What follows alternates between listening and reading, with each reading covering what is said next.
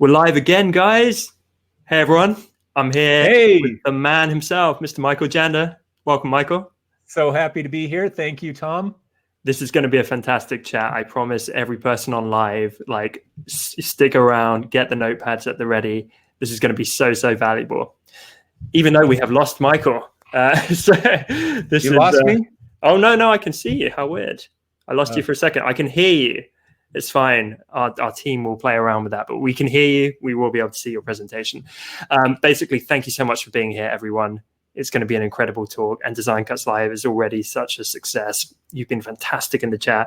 There's been hundreds and hundreds of you showing up for these talks, and it's been ridiculous value already delivered by Jacob Cass and Melinda Livesey. I am so excited to cap off our Monday with Michael Janda, and what better topic than pricing, something that every single designer, I think, struggles with. How do I charge? How much should I charge? How do I charge more? How do I become more successful by fixing my pricing? And so, as I say, Michael, welcome to the event, and it's great to have you with us. thank you. I'm so happy to be here. Is my camera gone, or do I need to do something to put it back?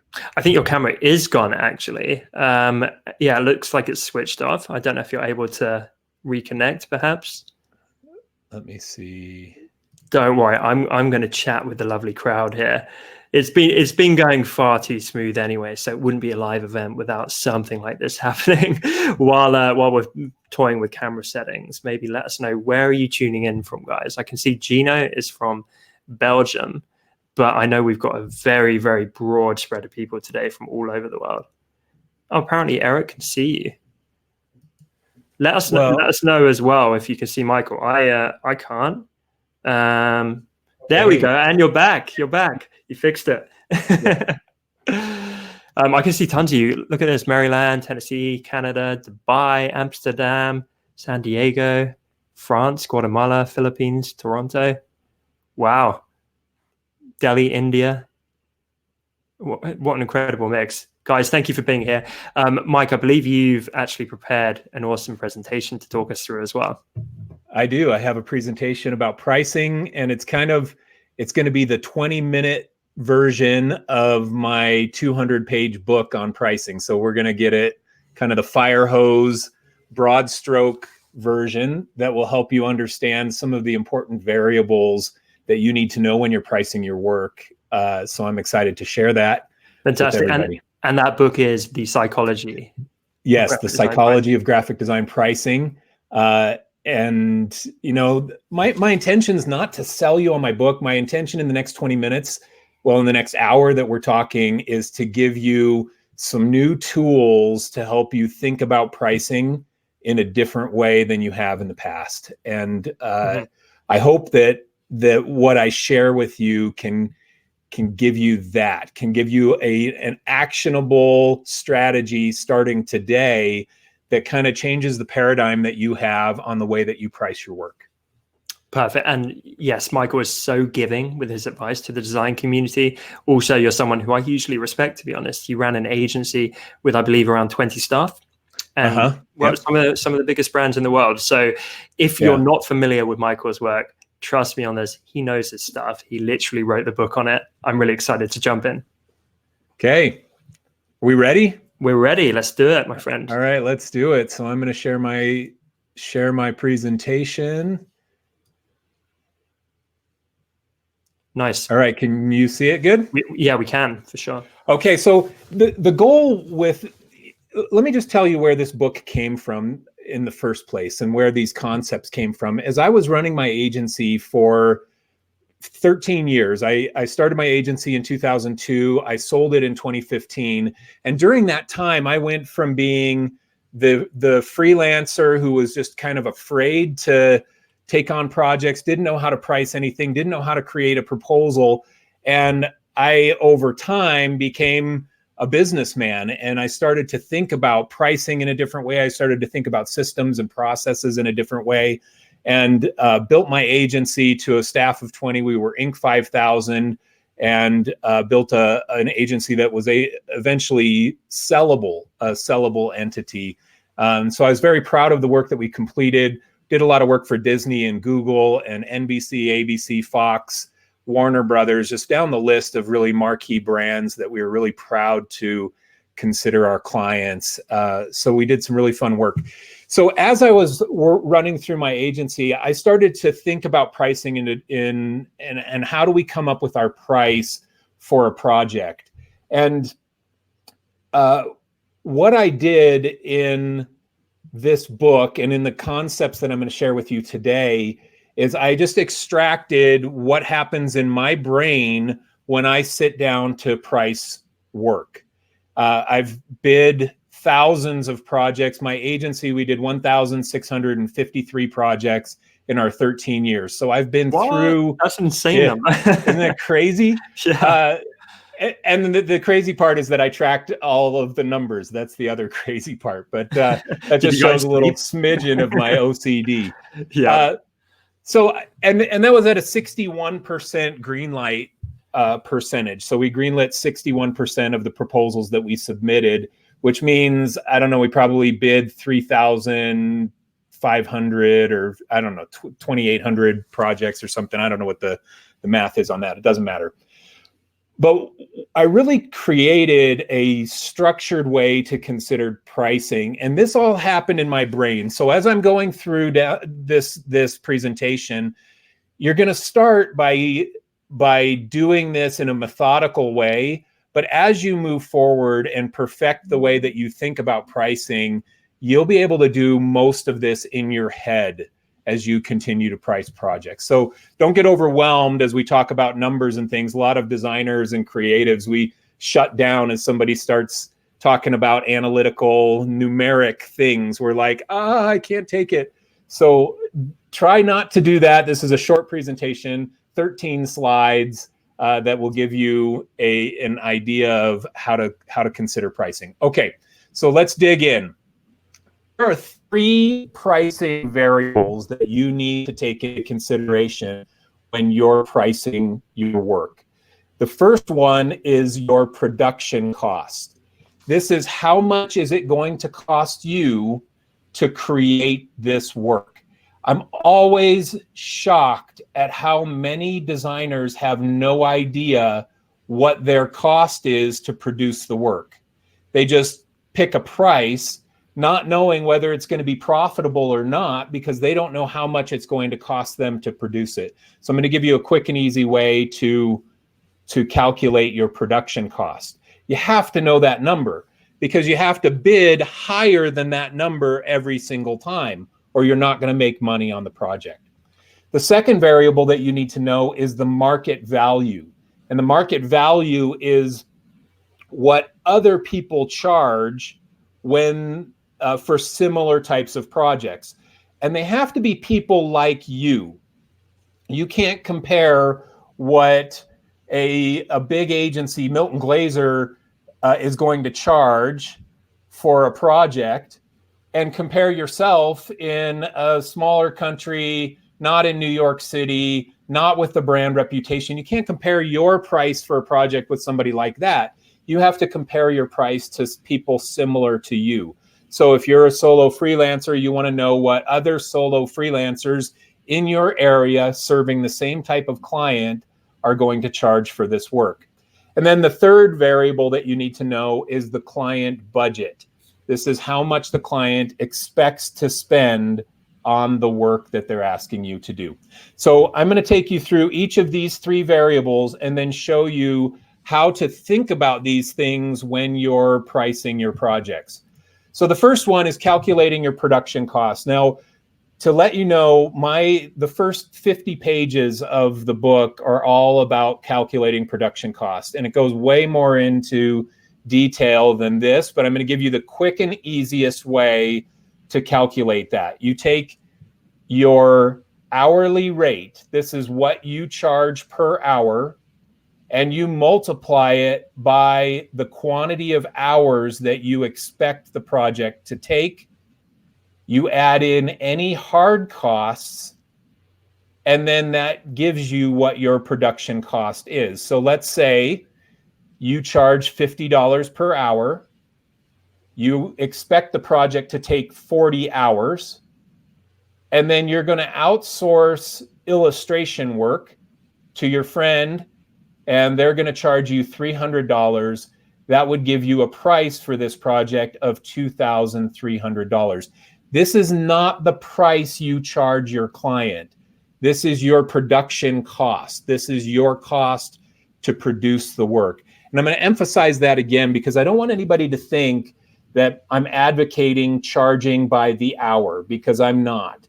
Fixed bid is your best, most profitable strategy for pricing your work. But you have to know what it's going to cost you to be able to price the work above that. And that's why you calculate your production cost. Okay, let's move on to the next variable. Michael, just very quickly. So I presume hard costs would include stuff like your Creative Cloud subscription and things like that, possibly? Not necessarily. I consider those umbrellaed in your overhead. I would consider hard costs any cost that you are required to spend to execute on the project. So let's give some examples. Right. You need to hire, you need to hire a photographer. So you have an outsourced photographer. You have stock photos that you need to buy. You need to rent equipment for a photo shoot. All of those kinds of things are hard costs. Now, in a freelance world, a lot of that is going to be outsourcing programming or something, skill set that you don't have that you need to outsource to somebody. You get a fixed bid price from them, and then you include that as your hard cost. Now, it's a good question, Tom, but I would consider inside of your hourly rate, you need to cover your costs of your business. And in the book, I mean, this is, like I said, I give 3 different, very robust ways to come up with your production costs. This is just a very broad stroke version, but essentially your business costs are umbrellaed under your $50 hourly rate. Got yeah. Right. I would love to know, Mike, how many designers do you see that use that as their end pitch, like their end price? Yeah, like I've seen a lot. Yeah, like they just say, here's my hourly rate, and we calculate the hours, and I charge you based on the hours, right? It's so many. Yeah, it's so many. And the problem with that is that it penalizes you for working quickly. If you're charging by the hour, like I'm a really fast designer. I'm a keystroke crazy man, and I can produce work quickly. So if I charge by the hour, I get completely penalized for working quickly. Now, if you charge by fixed bid, it rewards you for working quickly. The faster you do the work, the more profit you make in the project. And so this is one of the big reasons not to charge by the hour. But again, you have to know your hourly cost. You have to know your cost for the project based on the time that you're going to take to spend on it, so that you can price it above that number. And I'm going to go into more detail on that here in a minute. All right. Next, let's go into, okay, so this is you'll see this screen a few times. We have in our pricing variables, we have production cost as 2,300. Now let's talk about market value. And just to reiterate, market value is the price that other people similar to you charge for the work. This is kind of, if take an example. I'm going to give you an example of market value. The new iPhones just came out, and you can buy the Google phones and the Samsung phones, and you can find phones in the $600, $700, $800 price range. But Apple came out with their new phone, which I just got last Friday. I'm super excited about it, the Pro Max. And they're charging, mine was $1,249. They're pushing the limit on market value because there are so many other choices that are cheaper. Apple is coming in and saying, okay, can we get people to buy it even though we're a little higher than what market value is for that phone? It has nothing to do with their cost to produce the phone. They probably have a huge margin in these phones. And but they're pushing that boundary, trying to charge higher. Now, if you look at a lot of phones, if you have $700 to spend on a phone, you have a ton of choices of people competing for that market value price point. So this is just a little example. You have to understand what other services like yours are charging for similar types of work. So there are 4 different ways that I have on here to determine market value. This is probably the next question. How do you know what the market value is? Well, the first one is you can survey your clients.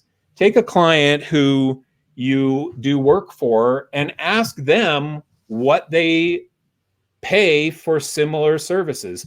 Reach out to clients who you trust and say, hey, how much do you expect to charge, or how much do you expect to pay for a logo design for your business? And if you ask 3 or 4 clients that question that are all in a similar demographic, you're going to get an average answer that you can determine as your market value based on surveying your clients. The next one is survey your designer friends. All of you have designer friends, people you've networked with, people you went to school with, other freelancers you've met at a design event. Ask them what they charge for this similar type of service. Ask them what they charge for a website, what they charge for logos, what they charge for print brochures, or whatever it is that you might be designing. So survey other designer friends. The next one is industry surveys. Now, depending on what country you're in, there you can dig in and find information online about what people charge for their work. There's a lot of information. One of the resources that I like is the Graphic Artists Guild Handbook of Pricing and Ethical Guidelines, I think is the full title. And every couple years they release a new one that has pricing averages based on surveys that they've submitted to the industry. And you can see from those industry surveys what people charge for these similar types of projects. And then the final one that you can use to determine your market value is past experience. This is looking at what you've been able to successfully charge in the past for this same type of work. This is huge. You should be tracking this.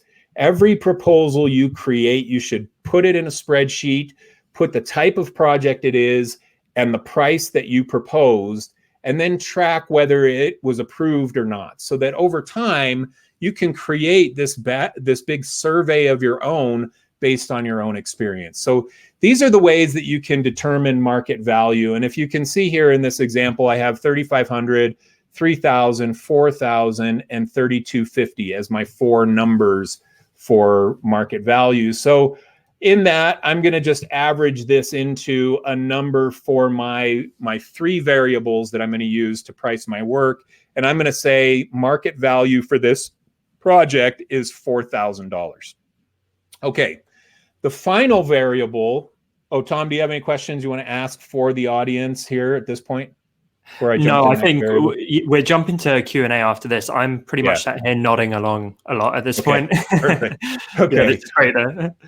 Okay. Okay, so now we're going to jump into client budget. This is the 3rd variable that you need to know when you're pricing your work.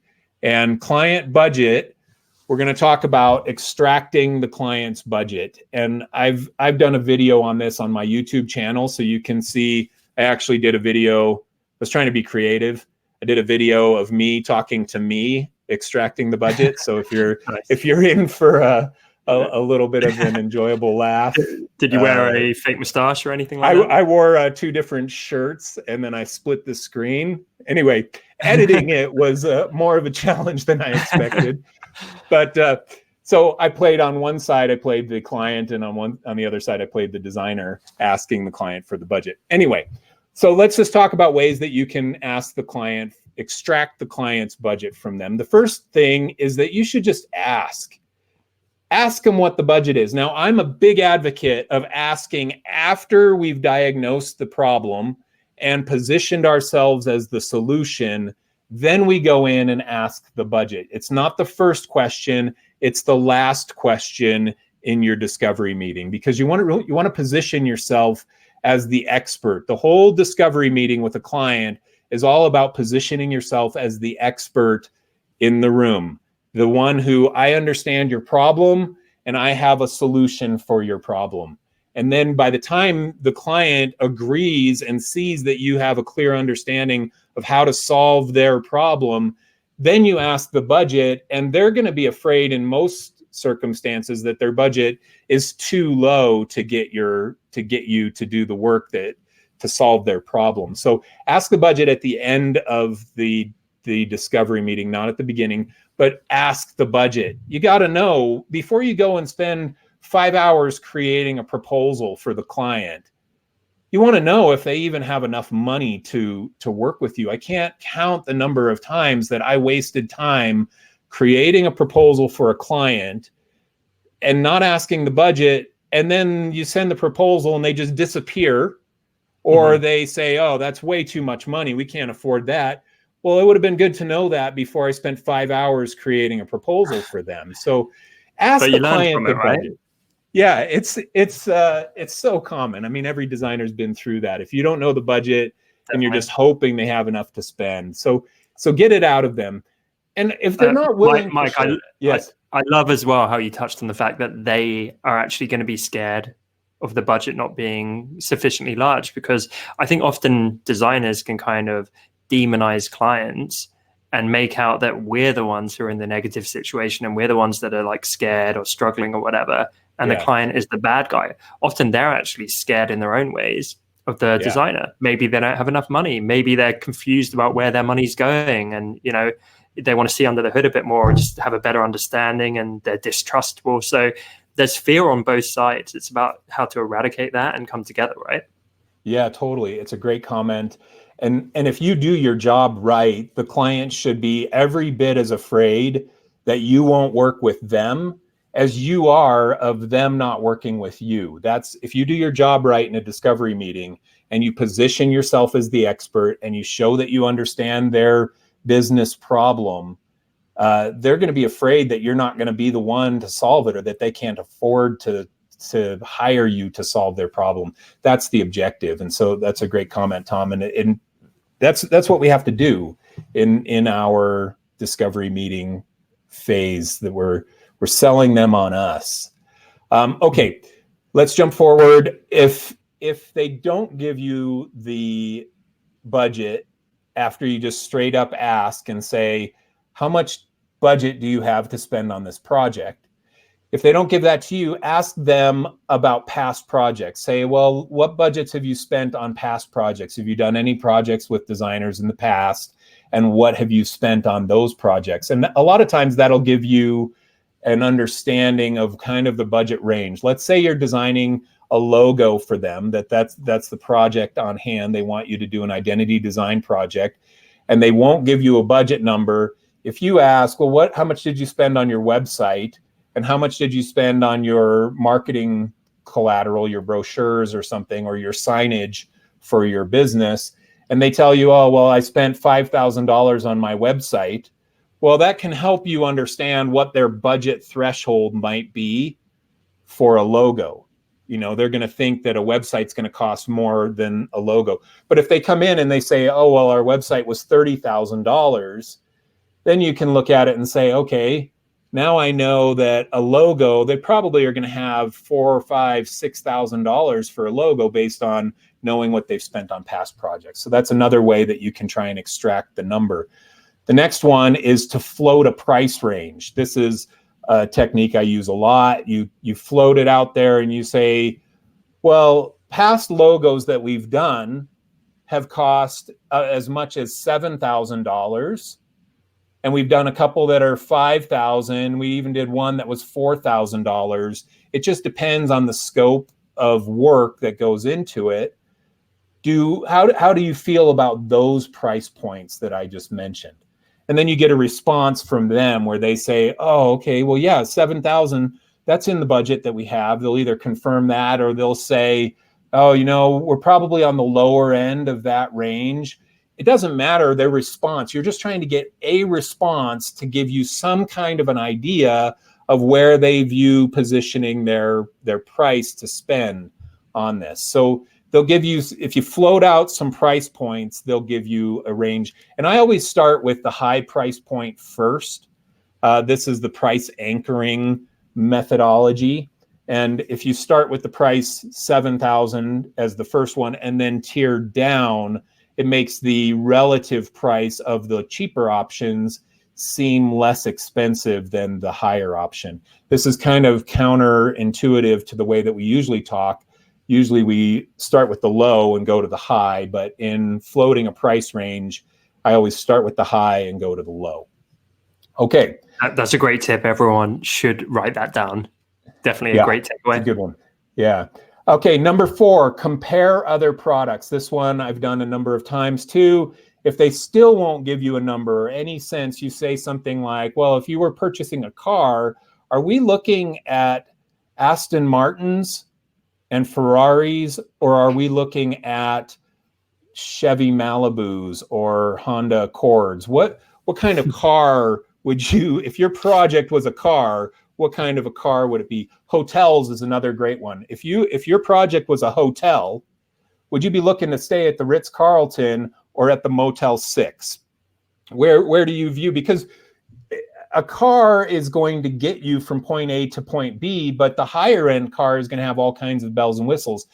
A Motel 6 is going to give you a bed to sleep on, and so is the Ritz-Carlton, but it's obviously going to be a completely different set of deliverables that you get from a Ritz-Carlton versus a Motel 6. And when you use this strategy, a lot of times clients start to talk, especially if they have multiple people from their end in the room, they start to talk about whether their project is a Honda Accord or an Aston Martin, and they like to play with the metaphor. I've seen this happen a number of times. So that's another way. It's just to try and get a sense, are they looking high end or low end, and do it by comparing other products that are not their project. And then the 5th one is to send a rough estimate. If the client still won't give you the budget, then send them a 1-page PDF that is a rough estimate. This is not an official price, but you say something like, okay, I understand that you're not really sure what you want to spend. Before we go through all the work to create a full-blown proposal, why don't we just we'll create a summary of what we've talked about today, and we'll give you just a price range that we feel confident that we'll be able to hit after we scope out the full project. Will that work for you? And then most of the time they'll say, yes, that's perfect. We just want a range because we just need to decide where we want to spend on this. And so you send them a 1-page PDF rough estimate that says, here's the summary in a short paragraph, and then here's the price range. And don't give them a fixed price, give them a range. If it's a logo design and you talked about floating a price range, you could say it's $4,000 to $7,000 in your price range on this rough estimate. They will have heard those numbers before, and they'll be seeing them in kind of a more official format. And what happens with this, it saves you all the time of creating your multi-page proposal. It gives them something tangible that they can take to their boss or decision maker to say, okay, here's where the range is on this from this agency. We really liked them. We want to hire them. Do you think that we can have this much budget for it? And then they'll come back to you and say, okay, we have a budget of $5,000. Can you create a proposal that fits the work inside of $5,000? And then you go back to the drawing board and fully scope the project and create your full contract. So these are all different ways that you can try and extract the client's budget. This is, of all of the 3 variables, this is the toughest one to get out of the client most of the time. They want you to bid blind for some reason, which is always interesting to me, because when we shop for almost anything else, we go into it with a price point that we're comfortable with. If we're shopping for a car, and they start showing you $50,000 cars, you say, oh, I really need something cheaper than that. And they show you cars that are in the price point that you're trying to buy. But when it comes to creative services, for some reason, clients don't even want to tell us what the number is. Can I tell you why? Because I've got this written down here in my notebook, and I remember this because I've been on the client side, especially in the earlier days. And I actually see both sides. And I think the reason they're scared is because when you as the designer say to me, the client, what's your budget? I'm scared that I'm going to tell you a number higher than I might have paid. And of course, you're just going to say, well, yep, that works fine. So if I say 10 grand and you would have charged me 5, then I've made the mistake and I'm 5 grand out of pocket, because who in their right mind would be like, well, it's great your budget's 10, but actually I'm going to charge you half of that. Yeah. And that's the fear from the client's perspective. And I think it's a really hard thing to overcome, actually. Like, this is a fantastic framework, but I don't know, can you ever eliminate that kind of fear from the client? Probably not. You can if you have a true partnership with the client. Now, I go back on my clients. A lot of my clients would come to me with the budget. They would say, here's the budget. They know that they trust me. We've done great projects together. I don't even have to ask. They already want to work with me. And they're just saying, this is how much we have to play with. And they, in a true partnership, they want the win-win. They want it to be good for me. They want it to be good for them. And when you find those kinds of clients, which I had a lot of those, the fear component that you're talking about goes away. It's this relationship of trust that you have built with them, and they want the win-win just as much as you do. So sorry, that's perfect. The trust element is huge, right? Because that's what's lacking in so many of these early dynamics. It's like, I don't know if I can trust you with my money. Yeah, if they view you as a used car salesman, which is the stereotypical thing, and there's no trust there. They think that you're just trying to swindle them, and you want to get away from that. And you get away from that by being confident in the work that you produce, by positioning yourself as the expert, by understanding their problem, positioning yourself as the solution, and then making them want to buy from you as a result of that. And that can be done. And when it's done that way, the client, in contrast to your comment, Tom, some of the clients will be afraid to share their budget because they're afraid that it's too low, that they're afraid that you won't work with them because you've positioned yourself properly, like I was mentioning before. So there is a lot of fear in that. And it's kind of fear from both sides, right? Which is it's tricky. Yeah, it is tricky. So you get better at it. It's like anything. You practice, you get better at it. You'll understand. You start to understand the client dynamics a lot better. You start to understand their fears and their hopes and things, and you can start to talk the right way. But it all comes down to starting with a framework. When I sit down with a client, I don't go down, okay, first I'm going to do number 1, then number 2, then number 3. I don't do that at all. I go through just reading the client and making it conversational. But you start with a framework like this, and then you start practicing, and then over time you perfect the ability to extract numbers or extract price ranges from a client. Great. All right. Let me jump in to the next slide. Okay, so now we have 3 variables. We know our cost is $2,300. We know our market value is $4,250. Sorry for the typo on that. On here it was $4,000, so we upped the price already. And then let's say that the client budget is $3,500, and we have these 3 numbers. Now, this is the magic of this system, and this is what has to happen in your brain. But until you get to where you can do this in your brain, do it on paper, and I'm going to show you how to do that. You take the 3 variables and you put the highest value one on top, the lowest value on the bottom, and the client and the third one in the middle. Most often this is the order. It's not always. Sometimes your production cost may be the highest and the client has a really low budget, and your production cost is actually higher than market value. So the order isn't always this.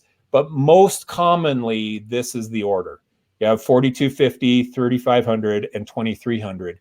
You plot those on this, and then you create a spectrum of potential prices that are inside the range of these variables. And let's go down. This is what happens in your brain when you're thinking, where am I going to price this work? So let's say this client has all kinds of signs of being a difficult client. Well, I don't care what their budget is. If this client is going to be difficult, I'm going to charge them at the height of market value. I'm not going to run the risk of charging them by my production cost or risk of being at their budget. If I want to work with them, they're going to have to pay a premium to me because they have signs of being difficult. The next one is that you have great experience and you have a reputation and you can charge market value. Doesn't matter what the client's budget is. If they want to work with you, they're going to pay for your experience and your reputation. The next one is busy, but if the price is right, you'll take it on. This happens all the time. You have tons of work, but you get a great new client opportunity. And then you sit back and you think, okay, well, I'd take it on if it was going to be hugely profitable. So I'm going to take it a little bit higher than their budget and see, I know that based on 2,300, I'm going to make a good profit on this project at 3,700. And if the client wants to work with me, they're going to have to pay a premium to get me to work on Saturday for them. So this is kind of the mentality. The next one, you could be, I'm trying to grow my business. Well, if I'm trying to grow my business, I'm trying to greenlight every client that I can. I want new clients. I want new projects. I'm trying to hire people. So I'm trying to grow my business. I'm going to price it a little bit under client budget because I want to make sure that I land this work. I do this with the mindset that the client will look at it and say, 3,500 is our budget. Wow, they're going to do it for 3,250. We're saving a couple $100 here, and we get to work with them. This is great. And you increase your chance of an approved price by coming in a little under budget. The next one, heavy competition. So the client comes in and they say, yeah, we're getting bids from you and 2 other agencies. Well, that it's heavy competition. So I'm going to look at this and say, okay, the other agencies, well, somebody's going to bid it right at their budget. I know that. And then somebody's going to come in maybe a little bit under. If I want to win this, I'm going to have to come in a little bit lower than where I think the other people are going to be. So I'm going to bid it at 3,000. Based on my 2,300 production costs, I'm going to make a $700 profit on this project. The next one you could say is hungry, need work. Like, oh man, I really need to greenlight this. I don't have any projects. I'm in panic, fear mode of freelance. I'm going to go in and I'm going to bid it low enough under their budget that gives me still a profit, but I'm going to land this work. I'm not going to run any of the risks of pricing it too high that I lose it to a competitor or I overprice it for their budget. I'm going to give it still profitable, but not run the risk of losing out the project. And then I put one here as never, that you're never going to bid it under your production cost. Now, this is why it's so important to calculate your production cost first. You have to know that number so that you don't bid it lower than your production cost. I just had somebody reach out to me on Instagram and they had read this book and they had this exact thing. They said, oh, I had a client come in, they offered $1,000, that was their budget. And I calculated my production cost and found that I wasn't going to make any money on that. So I turned them away. That's what should be happening. If the client can't afford to work with you, they can't afford to work with you. They either need to increase their budget or go find somebody else because you don't want to do things under your cost. It is bad business and it will eventually kill your business if you do that. All right. I love that. It's so clear. And I feel like so many people, need this clarity, need the specifics. I absolutely love this. I'm sure as well, a lot of people watching live are thinking of that dream scenario where the budget is above the market value by some margin. It happens. It totally happens. Yeah. And that's the gold mine. Now in the book, I have 12 different scenarios and I run a whole bunch of different explanations of what goes through your brain when you do each of these. I kind of summarized it here. And what do we have? We have 7 different scenarios here. So there are a few more in the book. One of those is the design superhero scenario. And the design superhero is, I'll charge whatever I want. I don't care if people greenlight it. If they want to work with me, they got to pay my premium. And that happens to people too. We all know designers that are like that in the world, that they can charge whatever they want. And that's the goal of everybody. We all want to be that person. And there are various different ways to get there, but you've got to really build a solid reputation to have that happen to you. Yeah. Okay. It's time. All right. Next, the final thing that you do here is you verify your price. And I gave a question for each of these 3 different variables. The first one is, am I comfortable with the amount of profit I have factored into my price?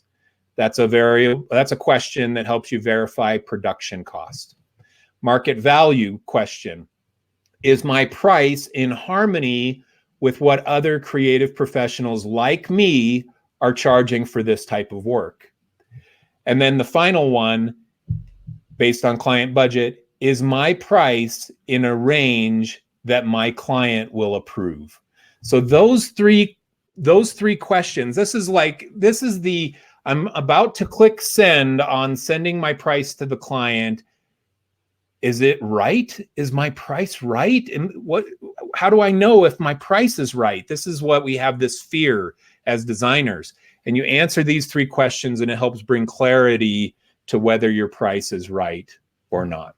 And then I'm going to skip my last slide here because I do want to have time to take some Q&A. So yeah, I think we've got about 15 minutes, right? Yeah. Perfect. Yeah, we got, we do quick so fire. It's all, yeah. Michael, that was incredibly helpful. I can see the comments. People have just been agreeing and saying this is so helpful. John was saying he needs this chart as a dry whiteboard sticker. There you go. Business idea for you. Yeah, that's good. But no, I love that. Thank you so much for your time and expertise. And I think that's incredibly helpful. And just seeing stuff visually, because it can just be this black box of ambiguity. I think that's what it is for so many designers. It's a great comment. For so many designers, that's what it is. It's they hear the scope from the client and then they say, all right, well, what should I charge? And they just throw a dart at the board and that's what they decide to charge. There's no methodology that goes into it. And it's so like profitability becomes a lucky byproduct, not an intentional calculation. And as creatives, by nature, we're not businessy, but if we're running a business, we have to be business minded. You have to do things this way. Yeah. What I loved as well, not only was this really clear and actionable, but I think it's slightly counter to a lot of quite pervasive advice, which is happening, where it's only applicable to very established people. I like that you factored in the things about if they're hungry for work or if they're desperate to try and win a bid and they need to put food on the table, because that stuff really matters. And it can't always be a case of just looking a client dead in the eye and saying, I charge $100,000, like it or lump it. That's, that's the equivalent of trying to like fly to the moon for most people. So I feel like this covered all bases really for those who are perhaps more junior. Yeah, and it covers it based on the clients too. It's this is the reality. Even with big clients, it works. They have bigger budgets. There's a bigger market value, and your production cost to execute on a bigger project higher. So the numbers are naturally bigger.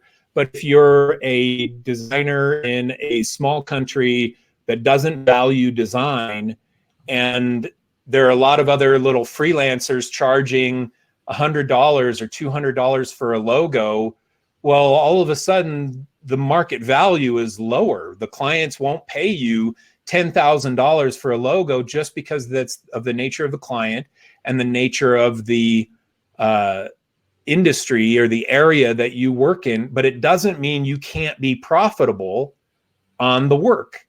Yeah. So a lot of times those kinds of things bring you down to pricing things closer to your production cost and not these dream pie in the sky big numbers of $100,000 for this or that.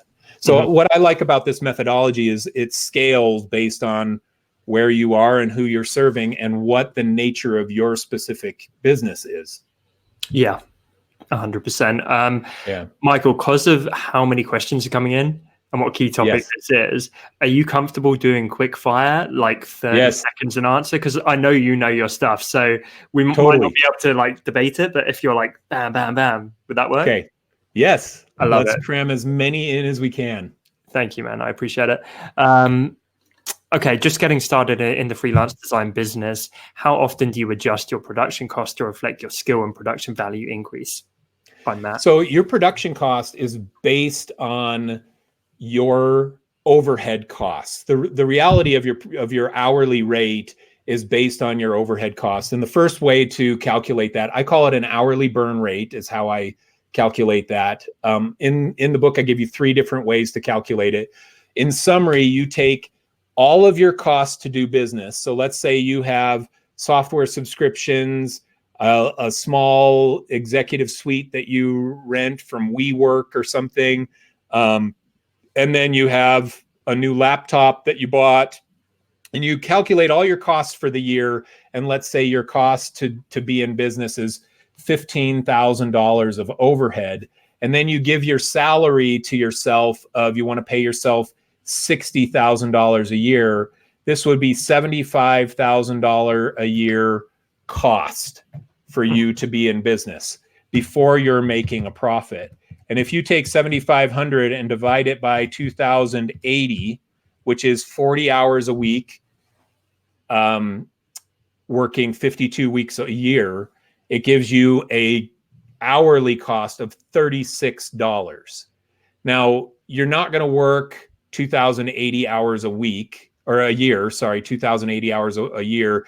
Usually you can bring that down to like 1,800 because you're going to have other things that aren't billable hours. So let's just take your 75,000. You might have to walk like vacations when you get sick. Yeah, exactly. You're going to be weekends off or whatever. So 75,000 divided by 1,800 gives you $41 per hour is your hourly burn rate. This is the cost of your business. Now you're calculating your production cost based on your actual cost, not your just hourly rate that you're just pulling out of the sky.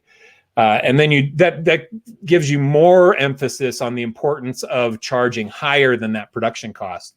Otherwise, you're just going to be breaking even or losing money. So I actually have a question on the back of that, Mike. So yeah, I totally agree with like reducing the number of working hours because of sickness, vacations, things like that. What about the time spent acquiring business and things of that nature? Should that go into your hourly rate, or is that where your additional margin on top comes from? That's where your hourly rate is. I need to bill this many hours in the year to cover my overhead. So I had a spreadsheet at my agency that had all of the employees and what their estimated quantity of time they can be on billable projects. And the highest is 80%. You know, a programmer that you have that all they do is code, they're 80% because they still have 20% of time in meetings or lunch or whatever. But the quantity of hours that I could dedicate to any kind of paying work when I was owning my agency was only like 5 or 10%. So I couldn't lop off those hours. So this is a bundled number based on all of your employees, not just you as well. So if you're, just to give you some easy math, I would say if you're a freelancer, I would base it based on about 50 or 60% of the time you have in your business you can use for billable work. The rest of it is administrative things, securing new business, all of those things. So let's go back and take your $75,000 overhead and divide it by 1,040. And that would give you an hourly cost of $72 per hour that you have to charge to break even. And you have to bill 1,040 hours in the year at $72 an hour to yield $75,000. Love that. And I think so many people don't bother to do these sums. And before they know it, it's like, I'm completely unprofitable. Exactly. How did this happen? I'm not making any money. Yeah, definitely. So CG, this is not so much a question, but CG says, thank you so much for bringing up this topic. I'm a freelance graphic designer. I'm always struggling with the balance between overpricing and charging too little. That would make my work look too cheap. It seems like there are some people out there who would want to pay high prices for high-end work. So I guess turning that into a question, it's like, can you validate that? Are those people out there, right? It's not just giant corporations. There are these magical clients who are willing to pay properly, right? Oh, yeah. Yeah. Yeah. People who understand the true nature of their problem in their business and want a real solution. They're not out price shopping. They're out just trying to allocate the proper budget to solve the problem. And those people exist. I built my agency on those kinds of people. And they're not all big businesses. Some small businesses and startup businesses are in that same boat. They understand the nature of business and they want to pay what it's going to take to solve the problem. So it does exist. It's not all just people out there trying to ramrod you into low prices. Yeah, although in the early days it happens more often than you might like. It does. Yeah, when you're first getting started, you will find that more frequently than after you get more established. Yep. Soda asks, with a client, they asked them to pay a percentage up front and they didn't hear back from the client. How would you approach the client if this happens? So, this is just ghosting. Like you like a girl and you text her and she doesn't reply. How many times do you keep texting before you realize that they're not interested in you? Before there's a restraining order. Yeah. So right? Yeah, exactly. So it's the same thing with the client. I kind of have a 3 strikes you're out rule. I send them their first invoice or whatever, or their proposal, and then they say, okay, we'll get back to you, and you never hear from them. I reach out another time. So that's strike 1. I reach out one more time on an email, perhaps, just to say, hey, just want to make sure you got the proposal or you got the invoice. And then you don't hear from them. That's strike 2. And then the next one is a phone call to say, hey, just wanted to make sure that you got this. And then if they don't answer or don't reply to your voicemail, that's strike 3. And you don't have to be a relationship genius to know that if you reached out to them 3 times and they don't reply, maintain your dignity and say, you know what? Forget them. It's their loss. They had a chance to work with me. I was going to give my whole heart and soul to that project. It's their loss if they don't want to work with me. They'll get back to me if they're interested. And you just have to do that. But 3 strikes you're out is kind of my rule on that. Love it. Greeth has a great question. How do you rebrand and reprice yourself without losing your current clients? You will lose some of your current clients over time because as your business grows, you will attract bigger and better clients.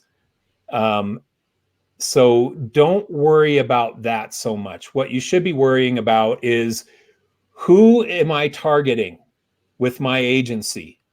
And how do I reach the people that I'm targeting? And go after the ones that you care about, that you want to work with, that have the budgets you want, that do the type of work that you want, that are in the type of industry that you want. Mm-hmm. And then don't worry about the current clients. The goal is to greenlight the work from the people that you're targeting, and the ones who are going to naturally drop off are going to drop off. You'll see in your business that some of your clients will grow with you at the same rate as your business. I had clients that I started with, and then 10 years later, they were still a client.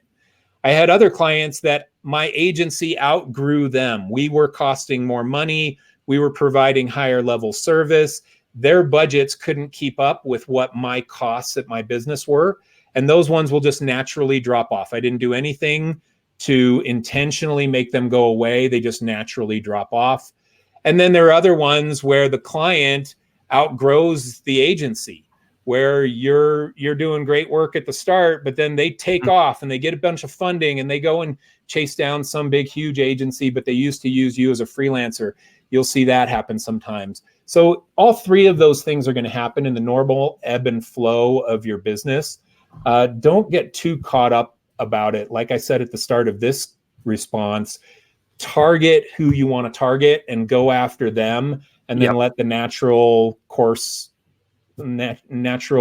take its course.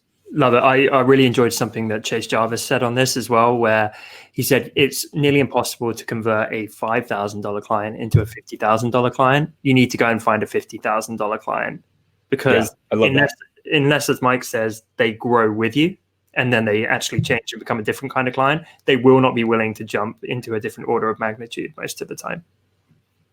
Totally agree. I love that.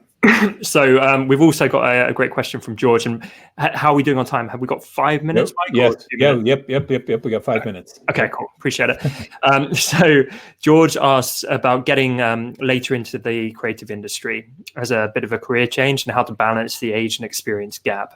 It's like being a junior at the end of his 30s. And that felt like a bit of a nightmare after 8 years in the industry. The hourly and day rate is kind of lagging behind, if that makes sense. Yeah.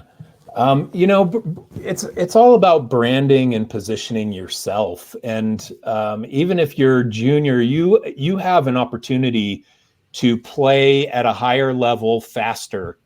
I had the inverse of this question. I had somebody reach out to me. They're 20 or 21, and they said, "Hey, nobody respects me. They'll ask how old I am, even though I've been doing this for 7 years."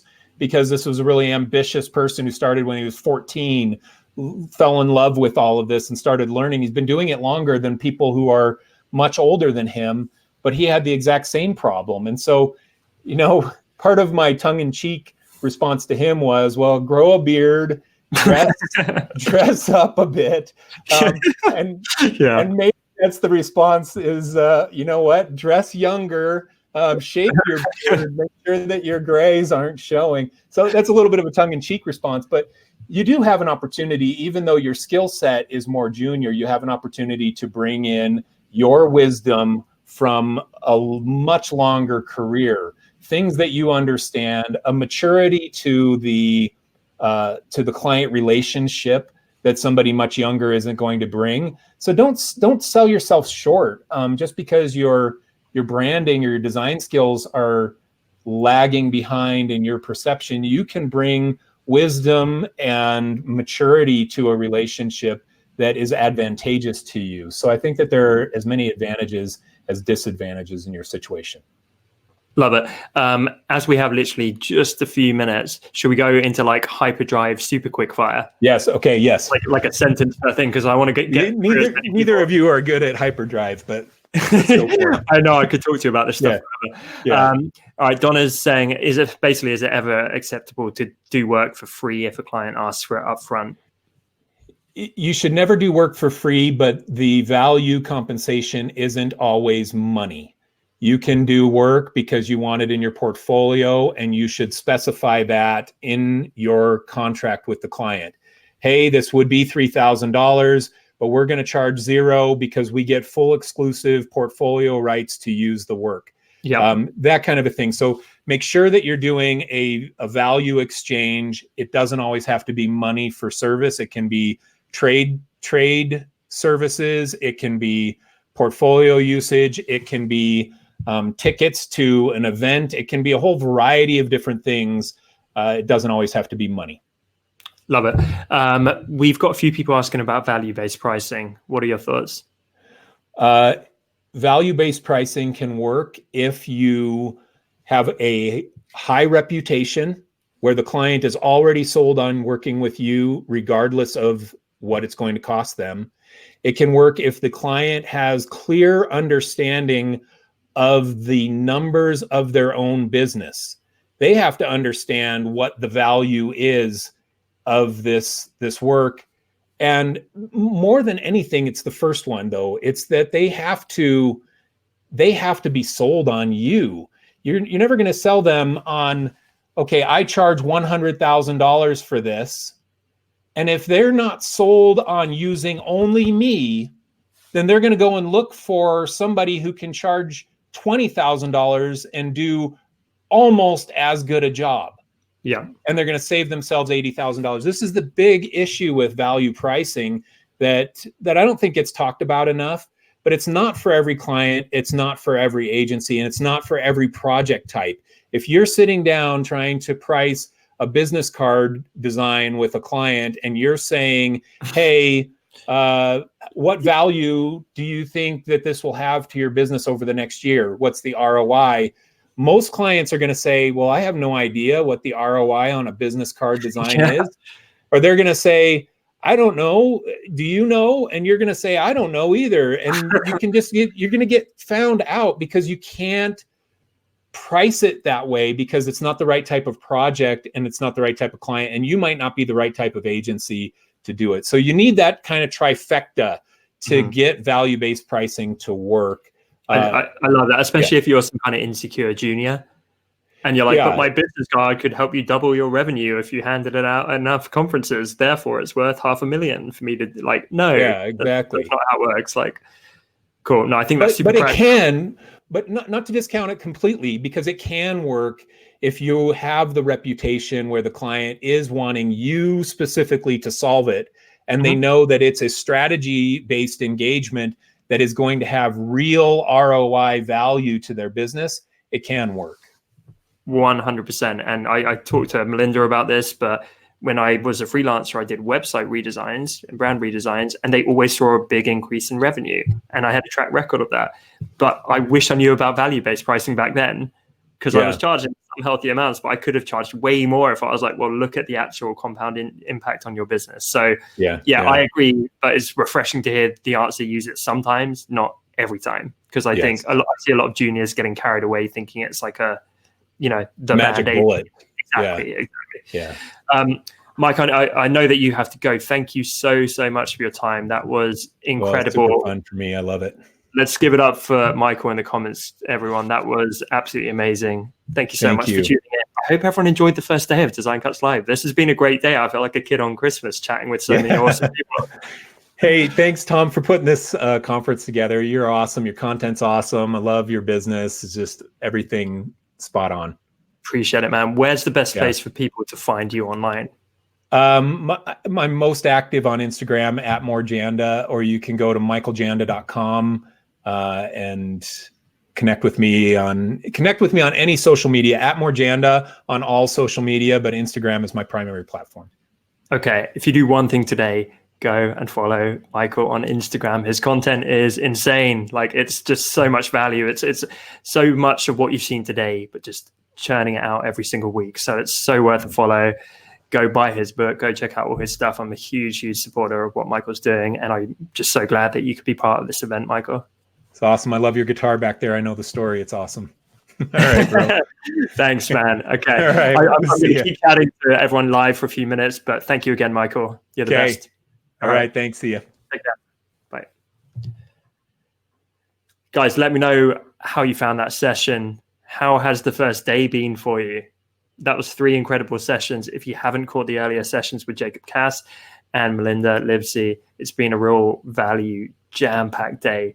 I'm having a blast with this. Like, this is our first digital conference ever, and I appreciate every single one of you for showing up. It's just fun. It's really fun, but I love like how actionable it is. I love the characters we're getting on. I feel really, really hyped. You can probably tell. And we have 3 more days. So this is just the start. We've got Tuesday, Wednesday, and Thursday, which all have 3 speakers apiece. And tomorrow is going to be typography and hand lettering. So for all of you creative folk out there who are into those practices, be sure to go check them out. Hopefully our team can pop a link in the chat, or maybe even a call to action button, guys, if you can hear me, because the comments are exploding right now. I think any links in the comments are going to go. But if you haven't, seriously, go back to our Design Cuts Live page, our speakers page. You can see it in the comments. Go check it out. We've got so many amazing speakers lined up. You should go and register for as many as you can. And also, if you haven't seen it yet, we are rerunning our best bundles of all time. You can get the best digital design products in the world. Amazing complete font families like Futura. You can get some of the best illustrations. You can get time-saving templates, textures, graphics, you name it. There is a treasure trove there, and it is up to 99% off. This is not hyperbole. We are the only site that's able to get discounts like this for you guys, and it's available for one more week only during our birthday event. So go and scoop up whatever you want. I promise it's going to benefit your creative projects. If you haven't seen it yet, also enter our competition. We're giving away a freaking iPad Pro, guys. This is our biggest prize ever, I think. And there are some great entries coming in, but it is not like thousands of entries yet. You know, we're getting some fantastic entries. There is space for you to stand out and get noticed. There is a really good chance, if you put the work into your entry, for you to win this iPad Pro. So definitely get involved in that. But otherwise, I will see you tomorrow. We're going to be back, joined by some more amazing speakers, and I really hope you're enjoying the event so far. Thanks again for tuning in. Bye.